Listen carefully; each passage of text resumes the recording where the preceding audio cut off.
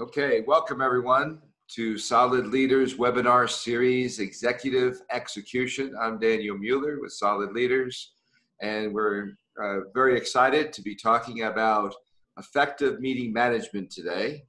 I'm going to share my screen with you. Nikki is my co-host, and Nikki, just let people in as they come in late to the webinar. Okay. This is the ebook that we're talking about, Executive Execution.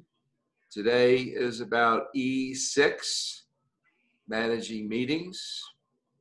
And I have a slide deck that I'm going to share with you, and we'll play it from the start.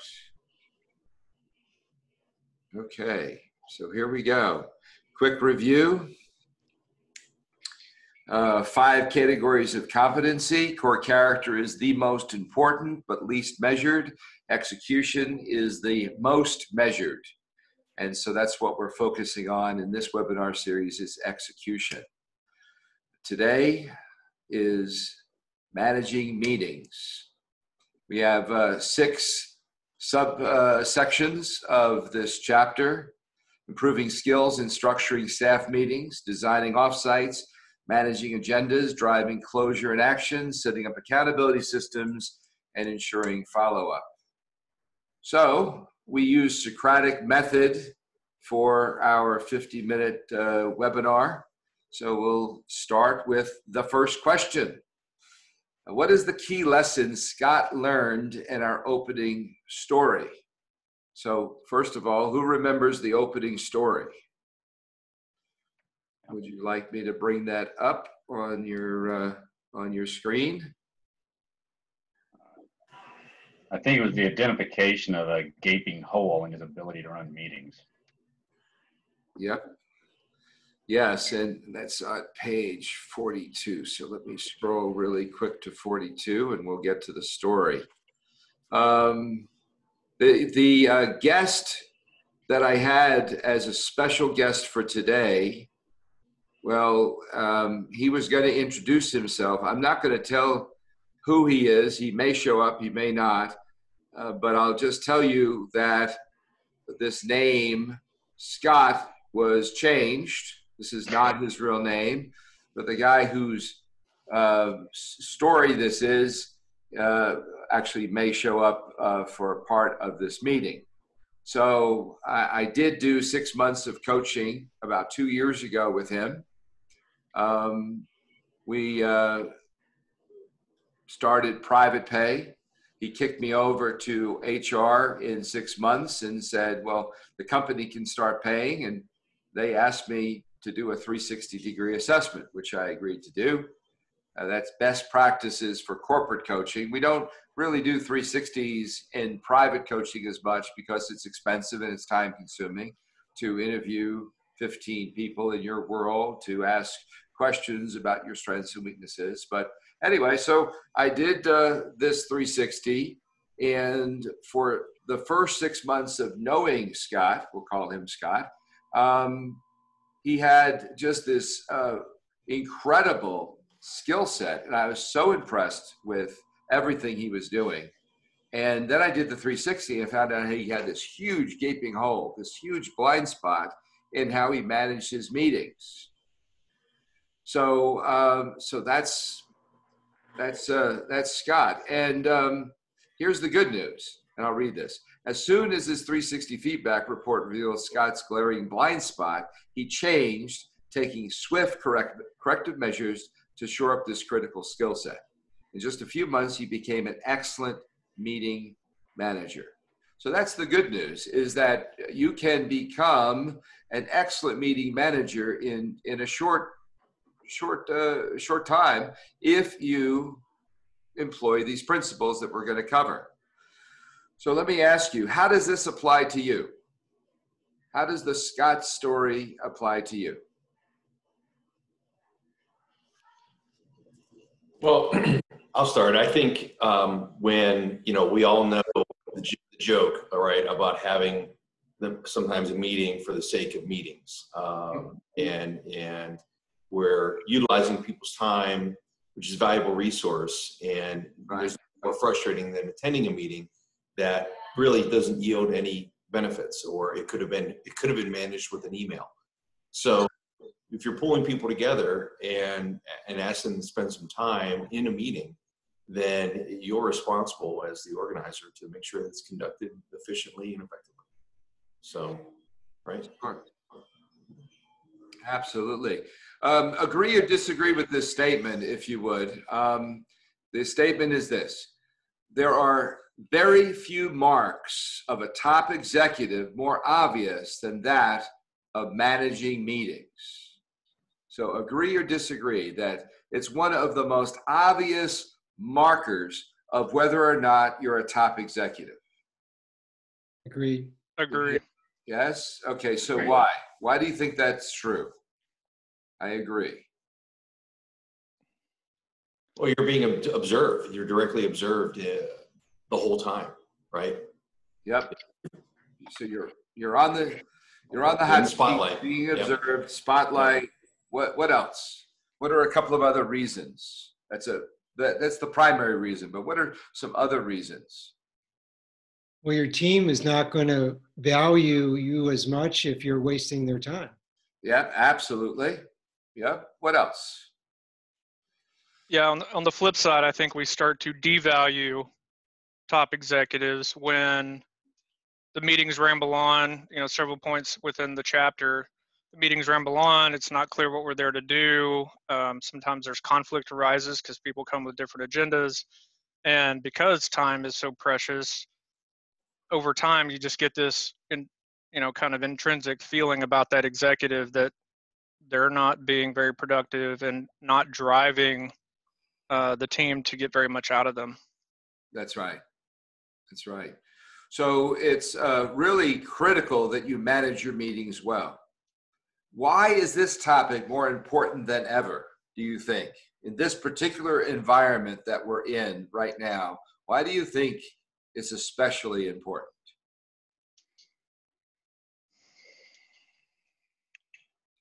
From my view, in our business, pre-COVID, there was a lot that got done through hallway conversations. And now it seems like I have a lot more meetings because you have to connect in a meeting setting to make progress. And therefore, keeping those meetings straight, short, to the point, and, accomplishing the objectives is even more important to keep the business running. Yep. There's something that I'm seeing a lot of buzz around these days. It's being called meeting fatigue. Are you guys going through it? Yes. I see Yes. Roger nodding his head. Mitchell, yes. Right now. Today. Like if we could make this meeting shorter, it would be better, right? Yes. Just same here. So what do we do about that? How do we handle meeting fatigue? What do you think? One thing I'll add, actually, your comment made me think, Daniel, thank you for scheduling this meeting from 2:05 to 2:55 Central, because that 5-minute window and allowing me not being a back-to-back meeting those 5 minutes make a big difference. They really do. Really do. Over the years, Roger, I've had clients who want to get really good at meeting management, look at their schedule, and take all their 60-minute meetings to 45 minutes, their 45 minutes to 30, their 30 to 15, or starting to calendar 20 minutes instead of 30 minutes on the calendar. I call it micro calendaring, and being very, very specific of the time that you start meeting and the time that you stop, so that you do have some built-in breaks. And so you guys might want to try that. You might want to try, instead of having, it's so easy to plop a 1-hour meeting on the calendar, isn't it? But do you really need an hour? Is it really a 45-minute meeting, or that 30-minute meeting you're putting on the calendar? Well, what if you calendared 20 minutes? And what if you pushed everyone to be done in 20? And what if you became known for somebody who really does always starts and ends his meetings or her meetings just exactly on time, and you're able then to calendar a 10-minute meeting and actually keep it to 10 minutes. All the best CEOs I know have 10-minute and 15-minute meetings on their calendar. So their EAs are kind of like mine, where they're just back to back. I mean, I have 15, sometimes 20 meetings a day, and if I get off, I'm totally done. So just micro calendar those little meetings in between the meetings, right? So think about that. Let me ask you this: what are the 6 critical steps of running an effective staff meeting? 6 critical steps. Let's try to nail them all, and then I'll share the text with you. 6 critical steps. Have an agenda. Publish the agenda. Yep. Number 1, published agenda. What else? Start on time. Start on time. Absolutely. What else? Summarize, call to action. Summarize, call to action. Good. What else? Assign the takeaways. Assign the takeaways. Absolutely. What else? Let's look at our list here. End on time. End on time. Yes. Here's a favorite saying of mine: we may start late, but we're going to end on time. So I do think that you should always end your meetings on time. So if you say that you're going to end at 2:55, it shouldn't be 2:56. It should be 2:55 today, and it will be. We're going to end exactly on time. So did we hit everything? Is there anything we missed? What about this? Did we talk about that? With due dates, right? Critical. So many times it's, okay, who's going to do it? I'll do it. Okay, great. All you have to do is say by when. And then you capture a date and it goes into the minutes of the meeting, right? Okay. So let's look at the, let's look at the deck. And what other question do I have here? Why are executives judged by the quality of their staff meetings? I think that's obvious, right? We talked about that. And then what can you do to improve in this area? What actions, oftentimes the real value in coaching sessions is simply the coach asking, what actions are you going to take? And the real value, I think, in this training today is by you jotting down some actions. So far, any ideas of actions you personally want to take as a result of what we're discussing? Any personal actions? Yeah, for me, and when I took the assessment, Right. the thing I scored myself on the lowest was number 16. Meeting records are kept and can be referenced in the future. And I really don't do that. So one thing I've started to incorporate just really this week is I'm trying to use in the Microsoft Office suite OneNote, and to keep track of meetings. And so I'm really a neophyte with that tool, but that's something I need to work on coming out of meetings with that type of. That's great. Documentation. Roger, for your next level up kind of role, I would say have a staff person responsible for sitting in on your meetings, taking minutes and capturing actions. Absolutely. I thought of that the whole time I read this chapter. I can't wait for my EA to participate. Yep. Okay, designing offsites. Now, your individual meeting is very important, but your offsites are really important. And that's another mark of a top executive. what are the 3 key steps to creating an effective offsite? What do you think? 3 key steps. Location. It's important, okay? But from the text, I specifically called out 3 key things. Planning, pre-planning. Planning, pre-planning. The success of offsites is almost directly in proportion to the amount of planning that you do. And I'm just going to make up something. This is just an idea that came to me, but I would say for every hour that you're going to have in the offsite, you personally should probably spend at least 1 hour, an equal hour in planning, if not 2. So there's a significant number of hours of planning that should go into the offsite. The better the planning, the better the offsite. Because you're bringing all these people together, right? You're bringing a team together. You really could waste a lot of people's time without thorough planning. What's another key step? Planning pre-work. The pre-work. My favorite saying around this is have the meeting before the meeting. So here's a little trick. Design the outcome that you want to achieve in the offsite. Then design the pre-work to achieve that outcome. So that all the pre-work addresses what you want to achieve to the greatest degree possible. So by the time you get to the offsite, for example, you've already sent out an assignment. They've already completed this document. Everyone individually has completed their own individual doc. You've collected those documents. You've amalgamated them into one big document with everyone's thinking and ideas.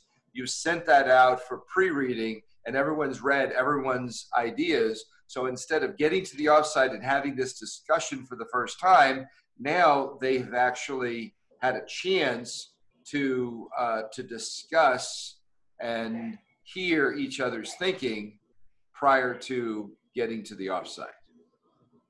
I just did an offsite recently for Mitchell's boss, Roth, and Mitchell was actually in the offsite. Mitchell, how did you think that offsite went? I thought the offsite was extremely effective. I was thinking about that earlier as you were talking on number 5 on effective meetings, performing follow-up. There were a couple of folks who were like, hey, we've done tons of these meetings and it winds up being, hey, that was a great idea, but the follow-up has been extremely effective. But also thought about all the pre-work and the pre-planning and the meetings and the assignments. I thought that was extremely effective. Yeah, Barath had a number of meetings before the meeting. That was another technique, right? To have meetings before the meeting, to actually have planning meetings with a good part of the team so that there were no surprises going into that meeting. Everyone really was very well prepared going in. What's the 3rd key step? 3rd key step, having an effective offsite. Facilitator. Yeah, having a facilitator is really useful. Or if you're going to facilitate the meeting yourself, but it's good to have a designated facilitator. Yep. When planning, what are some of the things to consider when you're planning an offsite? What are some of the things to consider? Aside from location? Okay, so location, what else? How long, who should be there? How long the meeting will be? Yep. What else? Are you looking for team building? Well, that's interesting. I didn't put that in the notes, but I do think that it's a great opportunity to interject some team building in whatever meeting you're having, whether it's a strategic planning meeting, an ops meeting, a vision casting meeting, a kickoff to a program, it's a great idea to interject a little bit of team building. It actually is in your notes. Oh, it is? Number 3. Okay, I'm not reading, sorry. On pre-meeting work assignments. Yeah, yeah. What are examples of great pre-meeting assignments? So have you ever gotten a great one that really helped you prepare for an offsite? Have you ever had a boss that just gave you a really great assignment? Well, sometimes we're, maybe asked to present, to present on a topic and direct some of the meeting. So there's a lot of preparation that goes in there. Yep. I think that's one of the most effective ways of making sure your people are ready is by giving them an assignment and saying, hey, you're going to prepare. You're going to present at this meeting. And that certainly gets your attention, right? What are some of the details to address when you're structuring an offsite? What do you think? So Daniel, I didn't answer, but the most effective thing I've done prior to a meeting is filling out a questionnaire. Okay, good. A form of a survey. Yep. About what is it that I really want to get out of the meeting. Yep. Which forces you to think in a way you probably haven't thought before. Yep. So I almost always, when I'm facilitating offsites, I almost always will do some type of survey. When I'm doing team building, I'll do some type of behavioral assessment, and some type of very tangible deliverable that directly relates to the topics of the meeting. So something that we thought we would accomplish in the meeting, like we're going to discuss ABC and GEF. And so, okay, well, let's get the discussion of ABC and GEF going before we ever get to the offsite through sending out a list of questions, collecting the answers, putting them all into one document with names of who said what, and then sending it back out so that everyone can see what everyone's saying about a particular topic. Okay, good. Managing agendas, moving on to agendas. Do you agree or disagree? Every meeting has an agenda. Every meeting has an agenda. I agree. It may not be written, but it's there, right? So the question is, who is responsible for the meeting's agenda? Who's responsible for the meeting's agenda? Whoever's running it. Whoever's running the meeting. What do you all think? Yes? Yes? Okay. Can you delegate a meeting agenda? Mm-hmm. You can delegate that, right? So it may be your meeting, but you can also delegate that to somebody else. Let's develop a list of 4 to 7 things that you can do to keep a meeting on track. So let's just talk about techniques that you can use to keep a meeting on track. What are some of the techniques that you use to keep a meeting on track?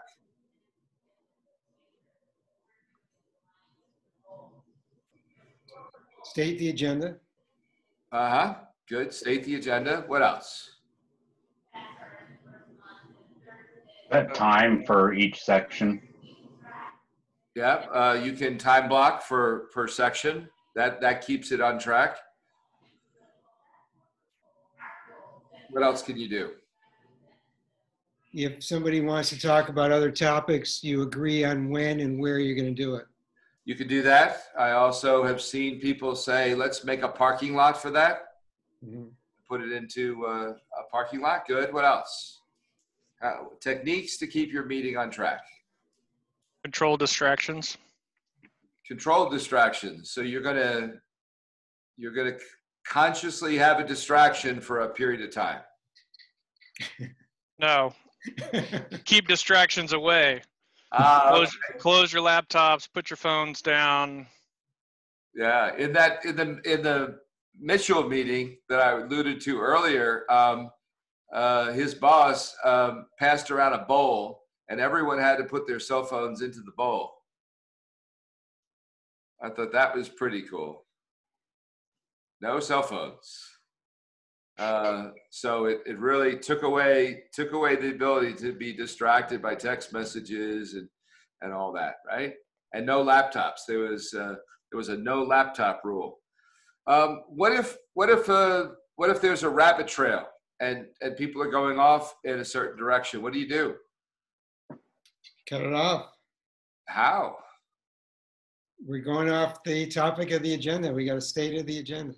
Yeah, I think it's important just to really call it out and just call it out right away and be direct and not be afraid. I think, I didn't include the behavioral styles. I don't believe I did in this one. Yes, I did actually. So here, let me bring this up. So the behavioral impact to meeting management. Let's just talk about the 4 styles really quick. Can you all see this? Am I sharing my screen? No. Not yet. Let me share my screen. Sorry. So look at this. So the dominant director, how do they keep a meeting on track? They're the control-oriented, results-producing, decisive, powerful style. They move fast, get results. What do they do to keep a meeting on track? Usually all the talking. Yeah, they tend to overtalk. Yes, that's a built-in weakness. But they'll call it out directly, right? They'll just say, "Hey, we're getting off track here. Let's get back on track." Yeah. Okay. What about the high I behavioral style? The meeting is getting off track. How does the interacting socializer get the meeting back on track? It persuades everybody to get focused. Yes, and it usually engages in the rabbit trail for a minute, and then and makes a joke, gets the floor very, very adeptly, and then changes the subject. Masterful to watch. What about an S behavioral style? How does an S behavioral style get a meeting back on track? Mitchell, you have an S or a C? I'm a C. C. Okay, Nikki, you're an S behavioral style. If you were running a meeting, unmute yourself and tell us, how would you get the meeting back on track? How would you do it? I would just let everybody know that we're losing track and to stay focused. Yeah, but what if people are talking over you and not paying attention? I would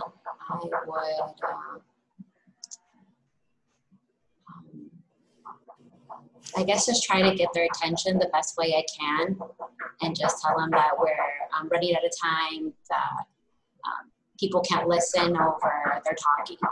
Right. So you would tend to be number 4 over here, overly patient, right?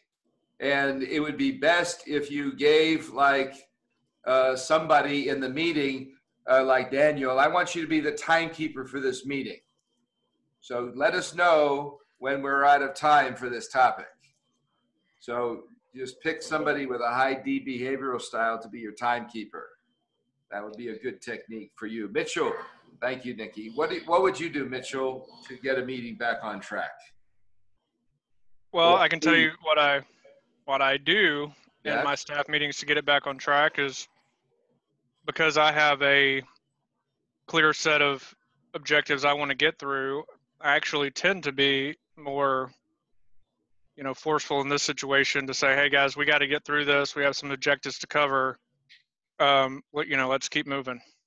Right, and you probably have a clear set of objectives to cover, right? You publish that objectives? Correct. So you're able to point to those objectives, yes? Right, yep.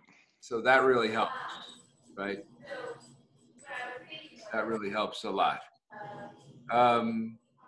Okay, so let me ask you another question. Hold on one second. I'm going to share my screen. There you go. So driving closure and actions. Next topic. Why is driving closure important? So driving closure in a meeting. Why is it important? This is a real obvious one. You have to gain agreement. You have to gain agreement. Yes. Yeah, What else? the meeting will just go on. It'll end. Yes. If you don't drive closure, it'll just go on. So list some ways that you do that. Four to 7 ways that you drive closure. Assign action items. Okay. Start assigning action items. Good. What else? Recap what's been discussed. Start recapping what's been discussed. Set delivery dates or a schedule. Set delivery dates and schedules. One of my favorites is, hey guys, we got 10 minutes left. Let's make sure we get to everything we need to. Or, hey, we got 20 minutes left. So I'll throw out the amount of time we have left in the meeting 3 or 4 different times. So so that really helps. What techniques can you use to drive closure? And what techniques can you use to drive action? It's the same technique. The same technique. Or documenting. Yeah, that could be. I'm thinking of a specific technique. Try to get a consensus. Yeah, Summarize what you've talked about. yeah. All the above. Call to action. I'm thinking of, all of this is correct, but I'm thinking of the ask principle. And we've talked about this in a number of other of these topics. Yeah, I'll ask. I mean, the way I always end up closing a meeting, I don't know how effective it really is, but we'll go, around the horn. So I'll ask, does anyone have anything else, for the group? What else, did we miss something? And then I'll call people out by name. If you have anything. 99 times out of 100, everyone's ready to get off the phone and they go, nope, I'm good. I got nothing. But I give them the opportunity. Yeah. There's a very famous meeting management technique or meeting management process called the Level 10 meeting. And Gino Wickman is the author of a book called Traction. And he has this whole traction system for effective running of organizations. And his claim to fame is what is called the Level 10 meeting. And what he teaches, is that you go around the room and ask everyone to rate the meeting on a scale of 1 to 10, 10 being high. And that's where level 10 comes in, so that where you want to get to is that everyone rates the meeting a level 10. And so I have groups doing this now, and no one has ever gotten a level 10 meeting yet, but they're getting in the 7s and 8s. So they're averaging like 7.5 to 8, which is still pretty good. So you ask your people to rate your meeting. Rate this meeting. How did we do? What was the quality of this meeting? Scale of 1 to 10, 10 being you think we had the best possible meeting we could have had, 1 being the worst. Give me a number, and everyone goes around and rates the meeting. So think about maybe doing that. Okay, next topic, setting up accountability systems. Let me ask you, why should you rely on accountability systems? Why should you rely on accountability systems? Well, without it, maybe your assignments and your action plan, without any accountability, may not get accomplished. Yep. And what's another reason why you should rely on them? Our memories aren't that great. Yep, memories are not that great. So you need a system to hold other people accountable, right? The number one reason people don't delegate is because they don't have good accountability systems. Let me ask you, why is it recommended to stick with one system versus constantly changing systems? Maybe this is a really obvious question, but why do you think it's better just to, even if it's a suboptimal system, because all systems are, there's a system du jour where people are constantly switching systems and trying to find the best system. Why is it recommended just to stick with one system? Consistency wins. Consistency wins. Well said. Agree or disagree with this? Delegation without accountability equals irresponsibility. Delegation without accountability equals irresponsibility. What do you think? Agree. Agree. Yeah. Number one reason people don't delegate is because they don't have good accountability systems. Okay, number 6, ensuring follow-up. Why is this one of the most important aspects of managing meetings? Ensuring follow-up. Mitchell, you were talking about follow-up. Did you guys ever follow up to that meeting that we had? Yes, we've had several follow-ups actually. You have. Excellent. That's unusual though, right? It was for us prior to that. Yes. Yeah. Weren't used to it. Used to have a meeting and forget about it. Yeah. So why is this one of the most important aspects? Well, because 1, it reinforces the importance.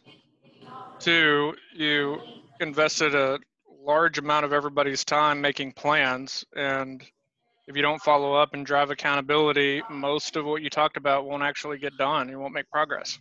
Yep. Very much so. What actions do you want to take to ensure that your follow-up is really, really excellent? As you're thinking about this, how good is your follow-up and how can you make it even better? Are there some actions that come to mind to make your follow-up even better? John, you're an executive coach. Do you follow up with your clients, or are they responsible for all the follow-up? Well, the first thing we do is talk about their homework assignment. Right. So that's your accountability right there, right? Do you write anything down for them, or do they have to write it down? Well, they are responsible for their own, but I take notes and I refer to my notes when we start the session. Yeah. I think that's best practices, to take your own notes in addition to having your, my experience is most people don't take good notes. Why don't you react to that for me? Do you agree or disagree? Most people don't take good notes. I agree. Agree. Agree? Don't take none. Yeah, salespeople sometimes don't take any. So in closing, what are the benefits of being a great meeting manager?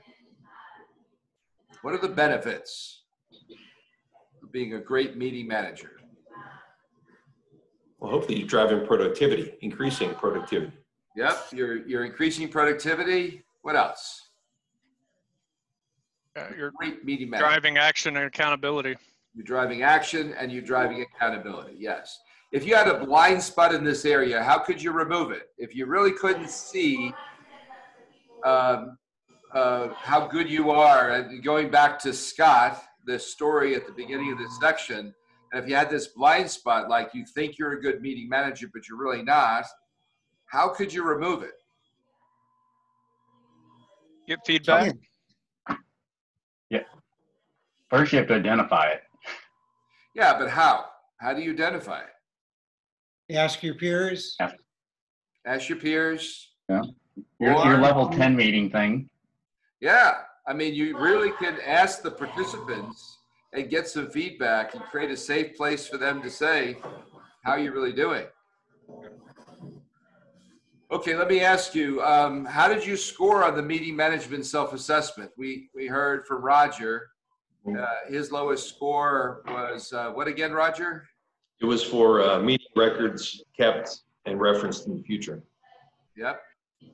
I gave it I just don't do that very well at all. So that was good learning. Anyone else? Yeah, my lowest was on sharing the agenda and the topics in advance. Just because sometimes things are super fast paced, and once you start letting it slide, you continue to let it slide. You know, you could do as simple as an email listing the agenda, or putting an agenda in your calendar invite, right? It doesn't have to be some elaborate thing. If you don't excel at meeting management, what can you do? What actions can you take to improve in these areas of weakness? Ask Daniel if he's got a book or a class to recommend. In meeting management, yes. Well, I would say this.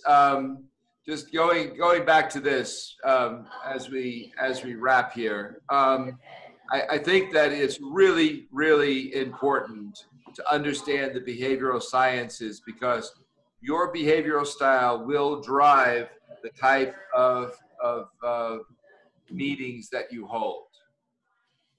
And I could just absolutely guarantee you that the D style is dominating his meeting too much. The I style is talking too much in her meeting. The S style is not being assertive enough in his meeting. The C style is handling too many details in her meeting. So based upon the behavioral style is usually a good watch out for.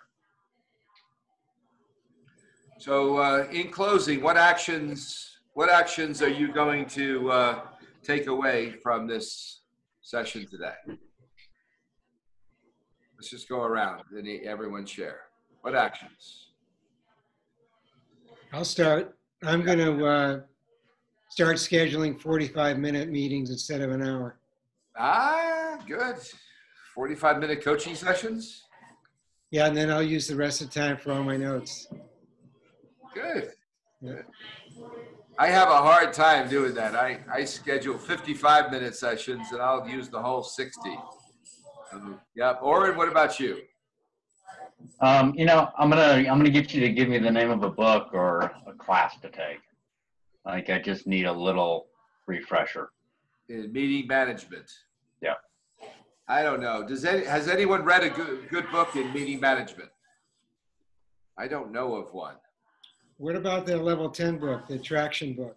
Well, in the traction book, you could probably Google online. That's a great idea. Or in Google online, traction by Gino Wickman, and see if there's something specifically about a level 10 meeting. Here it is. Yeah, good book. Okay. Thank you.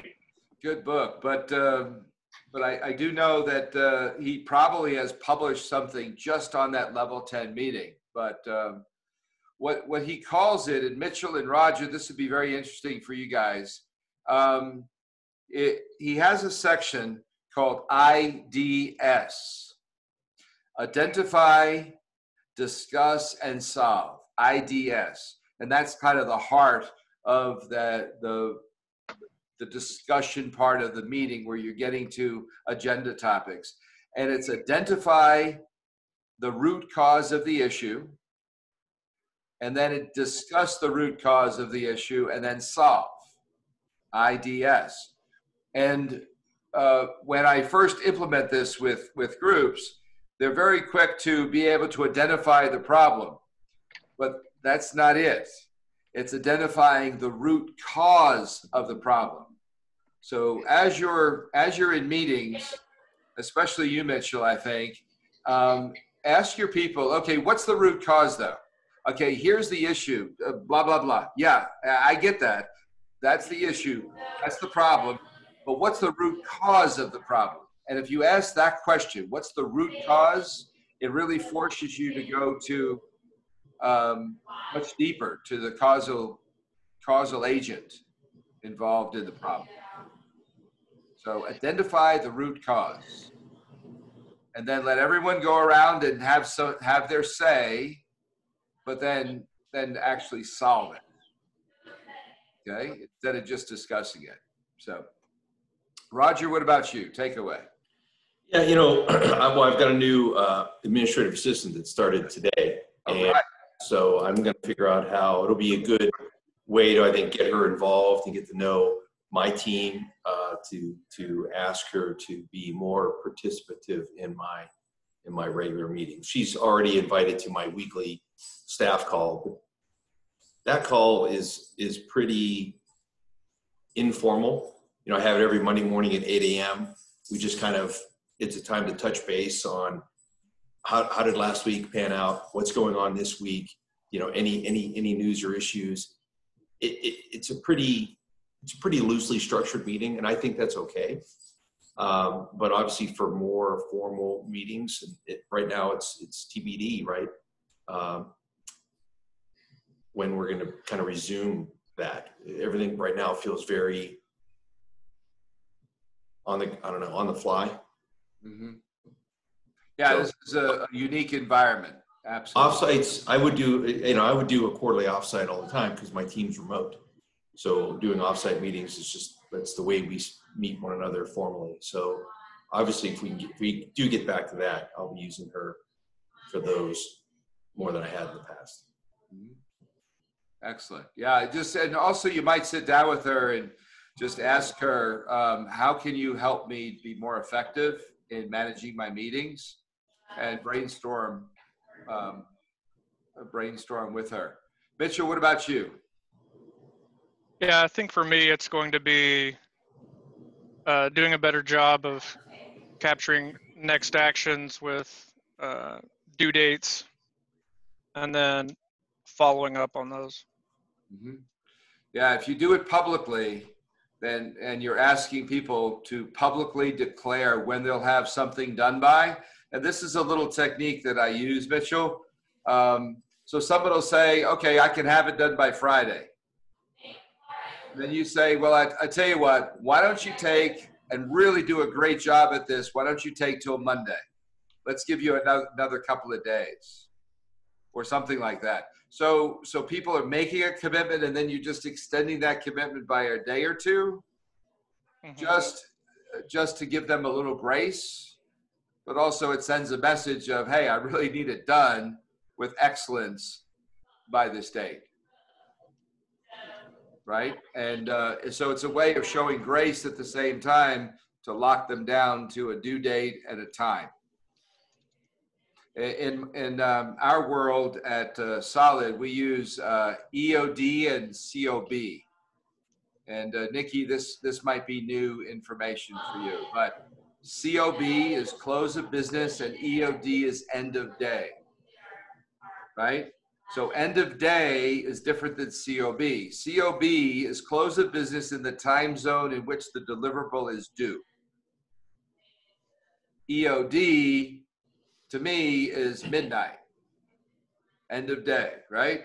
So if I'm asking for something end of day, or someone's asking something of me end of day, 6 a.m. or 5 a.m. the next business day is really acceptable, or the next calendar day is acceptable, because so you just need a definition of terms within your organization of what the terms are. What's close of business mean, and what does end of day mean? All right, well, it's exactly 2:55, folks. We are done. Next time, please do the reading. I'm going to share my screen one more time, and we're going to go take the journey back to, so sorry. Screen sharing has stopped. Okay, so going to our next schedule. I guess you cannot see this. Let me share. There you go. Okay, next one is E7, managing time and priorities. One of my favorites. So managing time and priorities for next Thursday. You all have a great week. The rest of your day, today, tomorrow. Have a great weekend. Thank you all for your participation. We'll see you next week. Thanks, Thank Daniel. you. Bye. Okay. Good job, everyone.